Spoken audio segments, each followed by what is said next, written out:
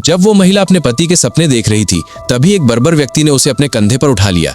Lucy के अथक संघर्ष और अपने पति के पास होने की गुहार के बावजूद उस बर्बर व्यक्ति की उसकी दुबली पतली काया के प्रति जिज्ञासा ने उसे उसका कोट उतारने के लिए विवश कर दिया। हालांकि लूसी ये देखकर आश्चर्यचकित रह गई कि उसके सामने खड़े उस बर्बर व्यक्ति में एक अलग ही तरह का आकर्षण था। पहले तो लूसी को लगा कि उसके साथ दुर्व्यवहार होने वाला है, लेकिन अचानक उसके पिता बीच बचाव करने के लिए आगे आए। हालांकि उस दरिंदे ने उन्हें बोलने का मौका ही नहीं दिया। अपने पिता के दुर्व्यवहार को देखकर लूसी ने उसे रोकने के लिए आगे बढ़ने की कोशिश की, लेकिन दरिंदे ने उसे झट से धक्का देकर एक तरफ कर दिया। इसी क्षण लूसी का पति उसे बचाने के इरादे से वहां पहुंचा, लेकिन उस दरिंदे ने उसका रास्ता रोक दिया। उसने पति की शिकार राइफल छीन ली, उसे 2 टुकड़ों में तोड़ दिया और उसे डराकर भगाने की कोशिश की। फिर भी अपने छोटे कद के बावजूद पति ने बुद्धि और साहस की लड़ाई में उस बर्बर व्यक्ति को चुनौती दी। अंततः वो बर्बर व्यक्ति की शक्ति के आगे पराजित हो गया।